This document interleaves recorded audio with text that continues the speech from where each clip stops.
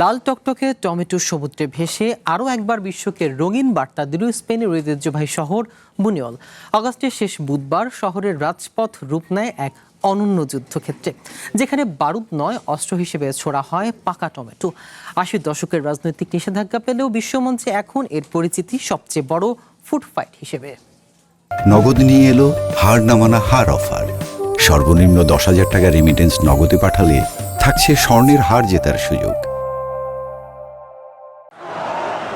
স্পেনের বুনিওলে অনুষ্ঠিত হয়ে গেল বিশ্বের অন্যতম ঐতিহ্যবাহী উৎসব লা টোমাটিনা। বুধবার বাৎসরিক এই উৎসবে অংশ নেওয়া হাজারো মানুষ প্রায় ১ ঘন্টা ধরে একে অপরের দিকে টমেটো ছুঁড়ে আনন্দ উৎসবে মেতে থাকেন।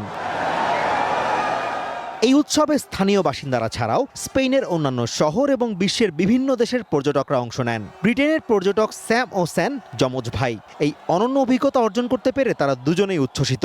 It was amazing. It was amazing, guys. We came all the way from the UK here just for this day, and it was amazing. It was a lifetime experience. If you always gonna remember it. উৎসব শুরুর আগে বিশ্বের বিভিন্ন দেশ থেকে প্রায় ২২,০০০ দর্শনার্থী এতে অংশ নেবেন বলে আশা প্রকাশ করেন আয়োজকরা। ছোড়ার জন্য আনা হয় ১,৫০,০০০ কেজির বেশি টমেটো।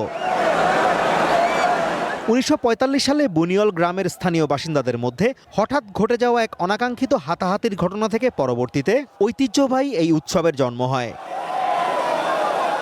এই উৎসবের আয়োজক হতে পেরে নিজেদের ভাগ্যবান বলে মনে করেন স্থানীয়রা। ব্ল্যাঙ্কা নামের স্থানীয় এই তরুণী জানান, তার জন্মস্থানে বিশ্বের এত দেশ থেকে পর্যটকেরা আসেন এবং আনন্দ করেন। বিষয়টা তার জন্য অত্যন্ত সুখকর।